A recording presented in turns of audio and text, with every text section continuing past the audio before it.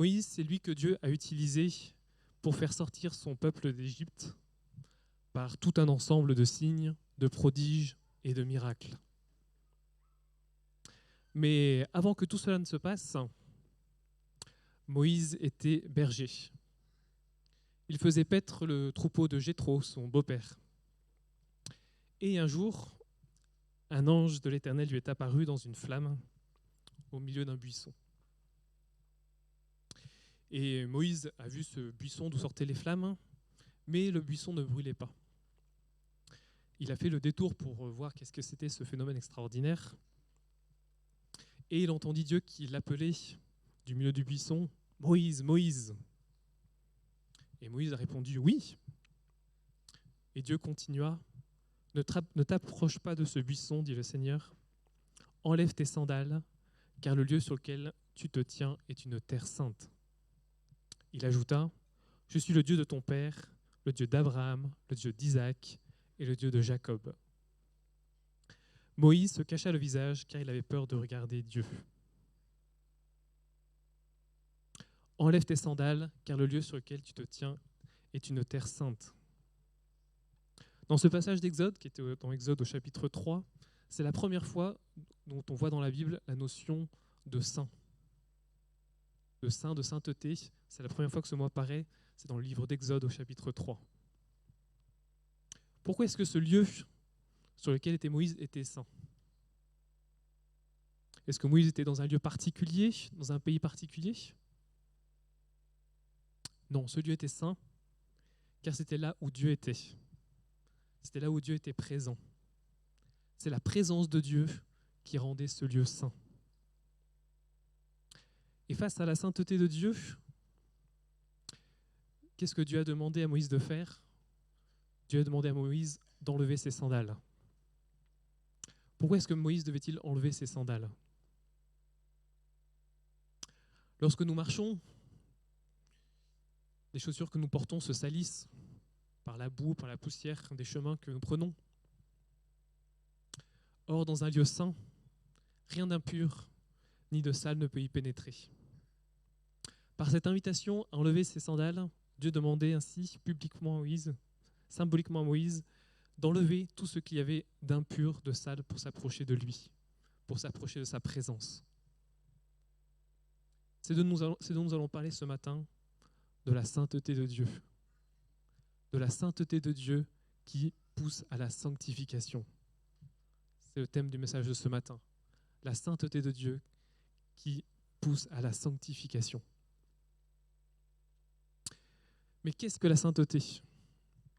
La sainteté, ce n'est pas un mot qu'on utilise couramment dans notre vocabulaire de notre jour.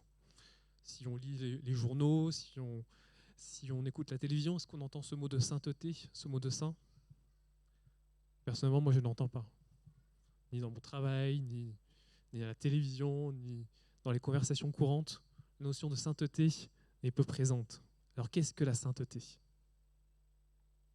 Si on prend une définition du dictionnaire, la sainteté, c'est la perfection absolue attribuée à Dieu. C'est le fait d'être, c'est le fait de vivre comme un saint. Vivre comme un saint. Mais qu'est-ce qu'un saint? Un saint, se dit de Dieu en tant que tel qu'il est souverainement pur et parfait. La sainteté, être souverainement pur et parfait. Un saint, une personne qui vit selon la loi de Dieu, qui mène une vie exemplaire sur le plan moral ou religieux. Donc ça, c'est la définition telle que l'on peut la voir dans le dictionnaire. Mais qu'est-ce que nous dit la Bible par rapport à la sainteté? Dans Lévitique au chapitre 11 et au verset 44, il nous est dit « Car je suis l'Éternel votre Dieu, vous vous sanctifierez et vous serez saints, car je suis saint. Vous ne vous rendrez point impurs par tous ces reptiles qui rampent sur la terre. Vous serez saints, car je suis saint. » Et pour devenir saint, il y a une action à faire qui nous est dit, vous vous sanctifierez. Lévitique 20, 26 nous dit également, vous serez saints pour moi, car je suis saint, moi l'Éternel. Je vous ai séparés des peuples afin que vous soyez à moi. Dans la sainteté, il y a aussi une notion de séparation.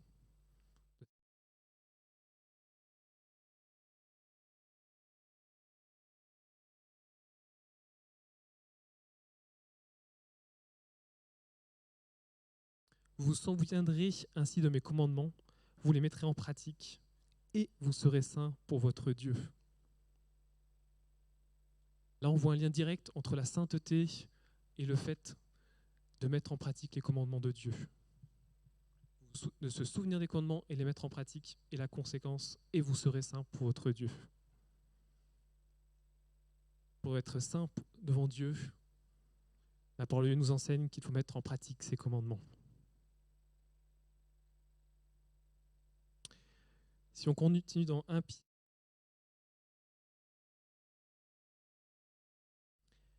mais puisque celui qui vous a appelé est saint, vous aussi soyez saints dans toute votre conduite, selon qu'il est écrit, vous serez saints, car je suis saint.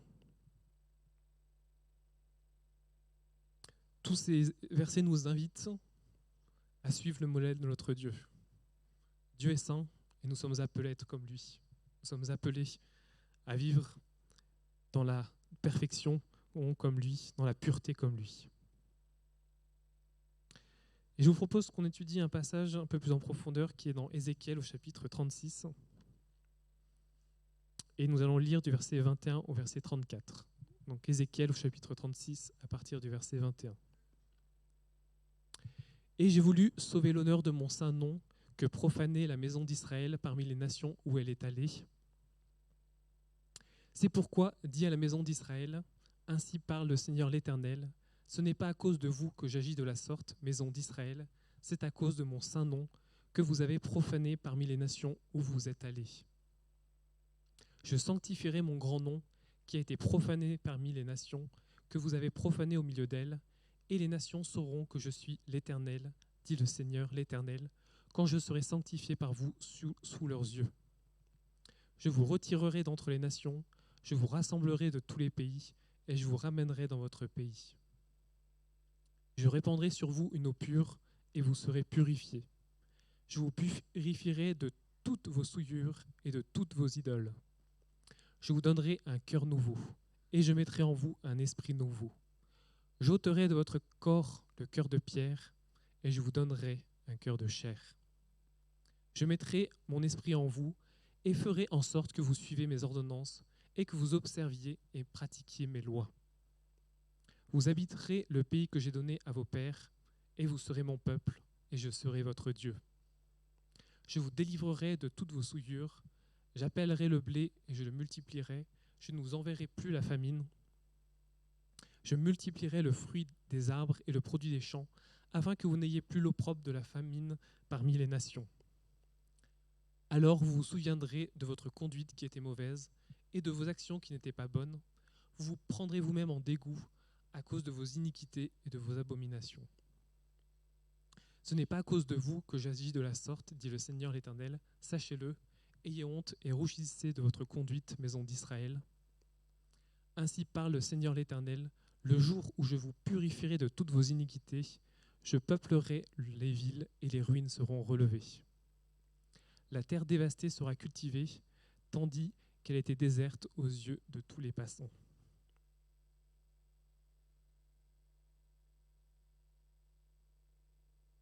Donc ce passage nous montre tout d'abord que par nos fautes, nous pouvons déshonorer notre Dieu. Verset 23 nous disait « Je démontrerai ma sainteté, moi qui ai été déshonoré parmi les nations par vos fautes. »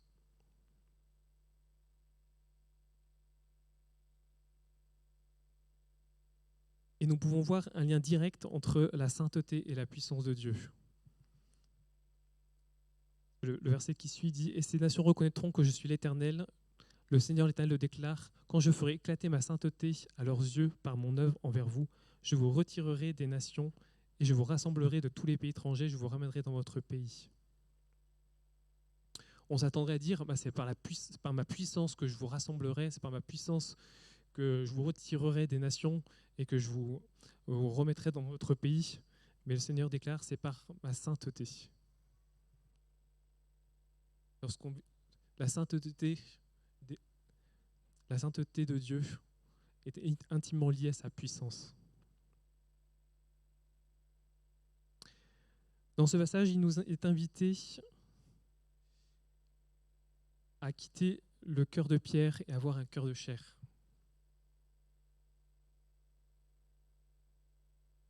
Le verset 26, « Je vous donnerai un cœur nouveau et je mettrai en vous un esprit nouveau.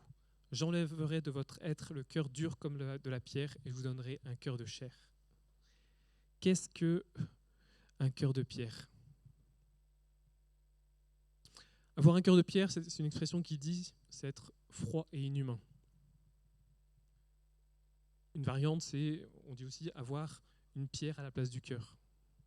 C'est la notion d'être insensible. Le cœur, c'est le siège des émotions. Et dans cette expression, il y a une opposition entre le cœur, qui est le siège des émotions, et la pierre qui est dure et froide. Avoir un cœur de pierre signifie donc être insensible, froid et fermé à toute émotion. Dans ce passage, Dieu veut enlever ce cœur de pierre. Dieu veut enlever cette insensibilité.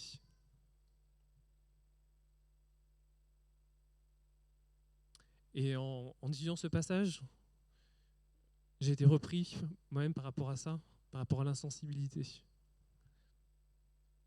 Il y a la guerre en Ukraine depuis quelques mois. Puis au début, je priais pour la paix en Ukraine. Et puis après, chaque jour, on recevait des informations. Oh, il y a eu tant de morts, il y a telle ville qui est tombée, etc. Et mon cœur a commencé à être insensible. Je commençais à ne plus prier par rapport à ça. Nous devons être vigilants à ne pas devenir insensibles par rapport à ce qui se passe autour de nous. Dieu veut enlever ce cœur de pierre, mais qu'est-ce qu'il veut mettre à la place ? Il veut nous mettre un cœur de chair. Pourquoi cette expression cœur de chair ? Qu'est-ce que la chair ? La chair, c'est une composante prédominante du corps humain ou animal qui est essentiellement constituée des tissus musculaires et conjonctifs. Donc ça, c'est une définition de dictionnaire. Et en parlant de l'homme ou de l'animal, surtout par opposition au tissu osseux et à sa dureté, c'est une substance somatique de consistance relativement molle. Quand il nous est dit que Dieu veut mettre un cœur de chair, Dieu veut mettre un cœur qui soit mou, qui soit malléable devant lui. Un cœur que Dieu a la possibilité de former. Dans la parole de Dieu, il nous est montré que Dieu est un potier qui fait un vase d'honneur avec l'argile. Et c'est ce que Dieu veut faire dans chacune de nos vies. Dieu veut pouvoir façonner nos cœurs pour qu'ils soient toujours plus proches de lui, pour qu'ils soient toujours plus comme lui. Avoir un cœur de chair, c'est, contrairement à ce qu'on a vu tout à l'heure, perdre cette insensibilité à ce que vivent les autres. Avoir ce cœur de chair, c'est être sensible à ce que vivent les autres. C'est aussi être sensible à la présence de Dieu. Dieu devient important pour nous. Nous l'aimons et nous agissons pour lui faire plaisir. Les autres aussi sont importants pour nous et nous les aimons également.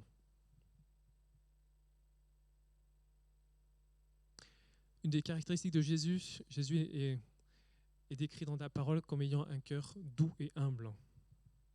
Avoir ce cœur de chair, c'est être revêtu de cette douceur et de cette humilité.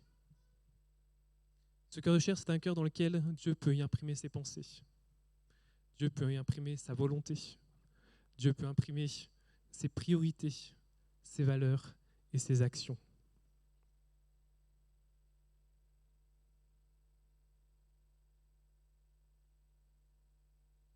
Alors comment se sanctifier ?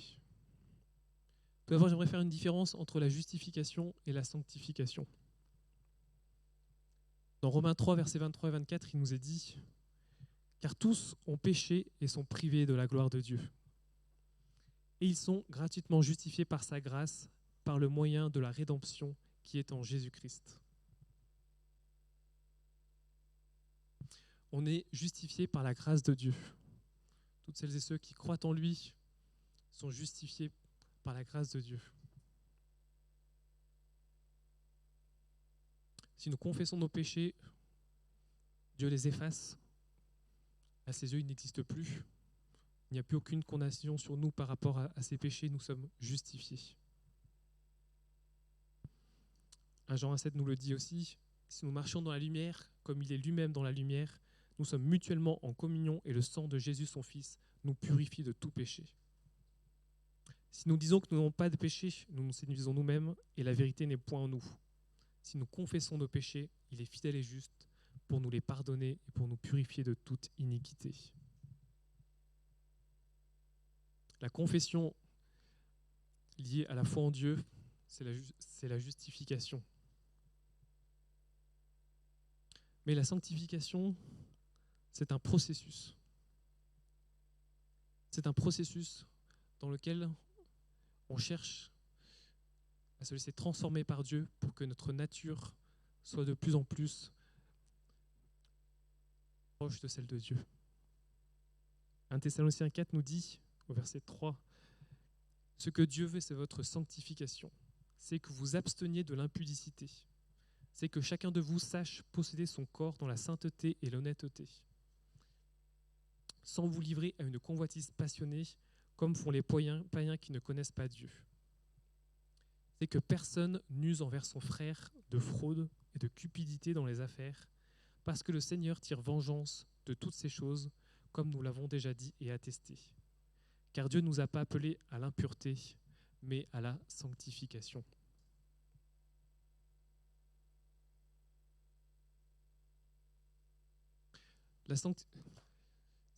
Si j'ai péché en mentant, par exemple, et que je demande pardon à Dieu pour ce péché, je vais être justifié. Mais si je continue de mentir, c'est-à-dire que j'ai toujours cette nature pécheresse au fond de moi qui a besoin d'être ôtée. Et le processus de sanctification, c'est le processus qui va ôter ces mauvaises habitudes, qui va ôter nos mauvaises manières de notre cœur, de telle sorte à que nous n'ayons plus cette tendance à pécher.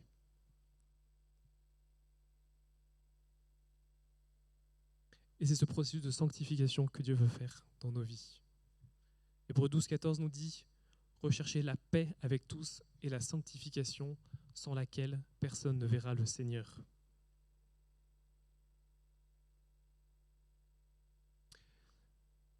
Mais comment parvenir à la sanctification? Comment se sanctifier?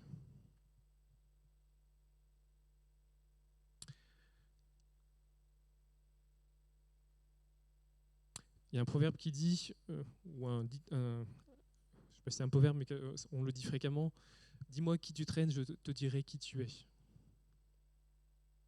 On dit aussi que les mauvaises compagnies corrompent les bonnes mœurs. Mais la bonne compagnie de Dieu nous pousse à la sanctification. Pour marcher dans le processus de sanctification, il faut marcher en compagnie de Dieu. Il faut passer du temps dans sa présence.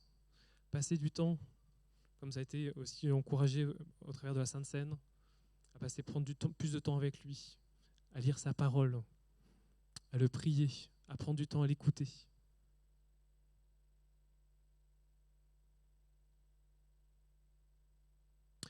Dieu nous aime tel que nous sommes, mais quelqu'un dit aussi, mais il nous aime tellement pour ne pas nous laisser tels que nous sommes.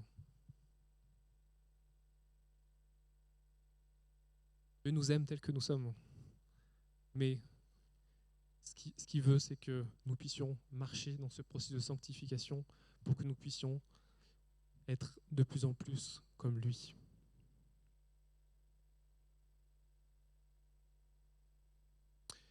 Pour marcher dans ce processus de sanctification, comme ça a été également parlé dans la Sainte Seine, il est indispensable de passer par le renoncement à soi. Matthieu 16, 24 nous dit « Alors Jésus dit à ses disciples, « Si quelqu'un veut venir après moi, qu'il renonce à lui-même, qu'il se charge de sa croix et qu'il me suive. » Le renoncement à soi. Mettre les autres avant nous.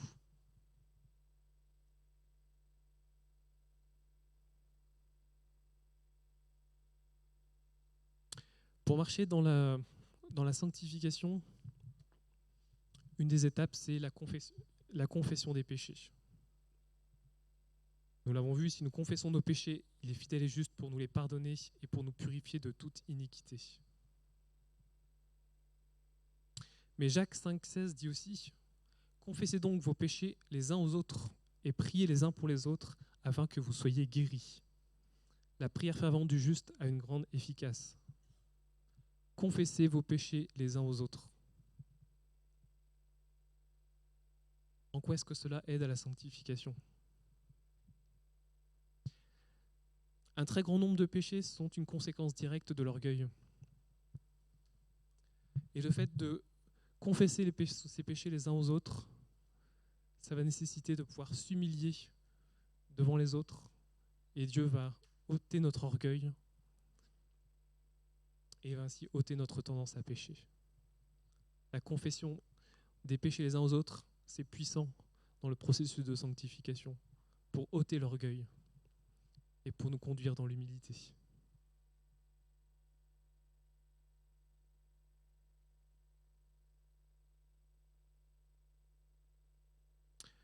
Et par rapport à cette sanctification, je voulais qu'on parle ensemble de Jacob ce matin. Nous allons prendre ensemble Genèse au chapitre 32, du verset 24 au verset 32. Genèse 32, verset 24 au verset 32. Jacob demeura seul.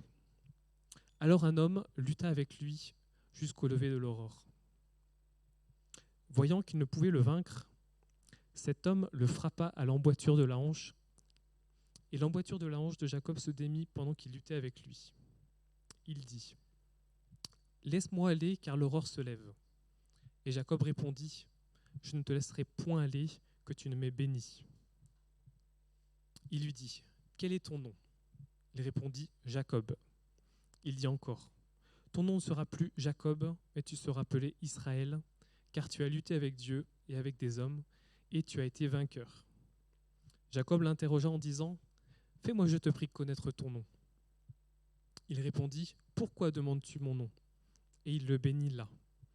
Jacob appela ce lieu du nom de Péniel, car, dit-il, « J'ai vu Dieu face à face, et mon âme a été sauvée. » Le soleil se levait lorsqu'il passa Péniel.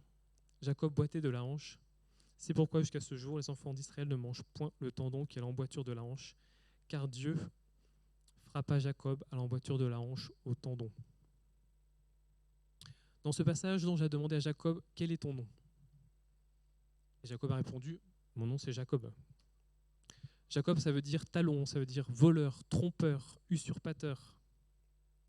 Dans la culture juive, le nom rapporte à l'identité même de la personne. Il définit son avenir, sa destinée. Et en disant « Je m'appelle Jacob », Jacob disait « Je suis un voleur, je suis un trompeur, un usurpateur. » Et effectivement, c'est ce qu'il avait fait. Il avait volé le droit d'aînesse à son frère, Ésaü. Lorsque Ésaü allait mourir de faim, hop, il a profité pour lui vendre son droit d'aînesse, pour prendre son droit d'aînesse. Il a trompé son père pour obtenir la bénédiction à la place d'Ésaü. Et Dieu lui a dit : « Ton nom ne sera plus Jacob, mais tu seras appelé Israël, celui qui a combattu avec Dieu. » En disant cela, Dieu lui disait : « Tu ne seras plus un voleur, tu ne seras plus un trompeur, tu ne seras plus un usurpateur. » Et ce qui est intéressant dans ce passage, c'est qu'il intervient juste après que Jacob se préparait à rencontrer son frère Ésaü. Jacob avait réalisé le mal qu'il avait fait à son frère et il souhaitait le compenser en lui faisant beaucoup de cadeaux. Et on voit ce processus de transformation que Dieu a fait dans la vie de Jacob. Dieu a donné à Jacob une nouvelle identité spirituelle. Et Dieu veut donner à chacun d'entre nous une nouvelle identité spirituelle. Nous ne sommes plus identifiés par le mal que nous avons fait par le passé. Dieu efface le passé. Tous les péchés qui sont confessés, c'est comme s'ils n'ont jamais existé. Aux yeux de Dieu, ils sont inexistants. Dieu nous donne une nouvelle identité comme il a donné une nouvelle identité à Jacob.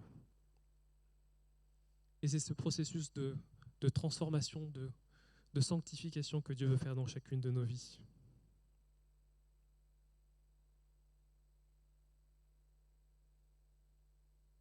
Nous avons vu que Dieu disait à son peuple, « Vous serez saints, car je suis saint. » En disant cela, Dieu voulait dire, « Vous serez purs, vous serez parfaits, vous vivrez selon la loi de Dieu, selon les commandements de Dieu. Vous mènerez une vie exemplaire, car je suis pur et parfait. »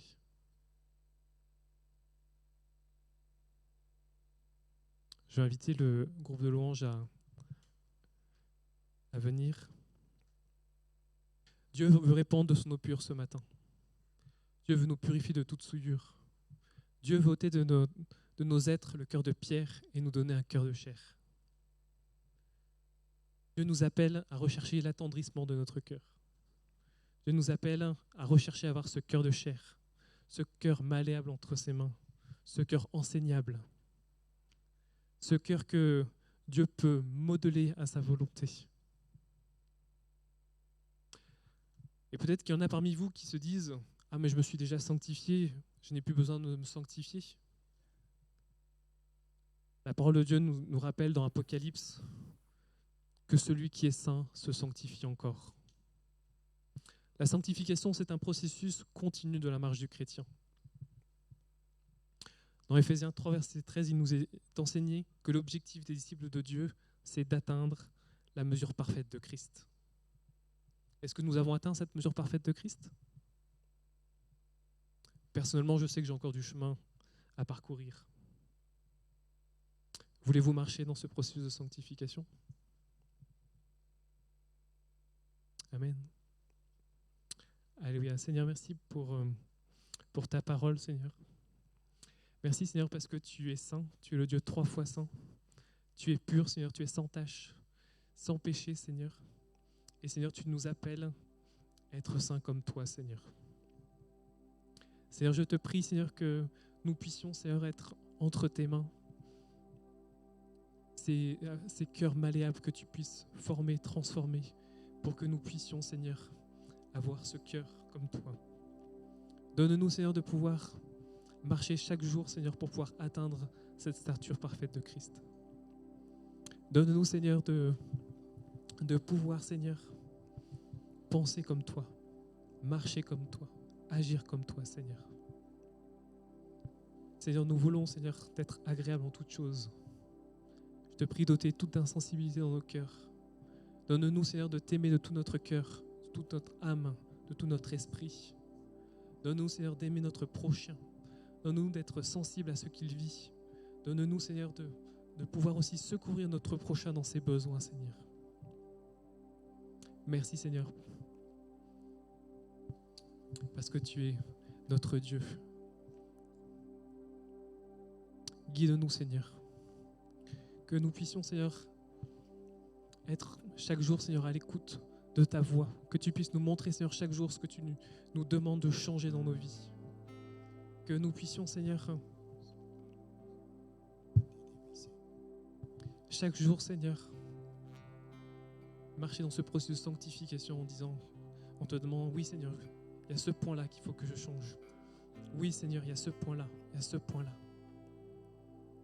Merci parce que, Seigneur, tu nous donnes la force. Et merci parce que ton Saint-Esprit aussi agit en nous pour nous transformer et pour mettre en nous le caractère de Christ, ce caractère doux et humble, Seigneur. Amen.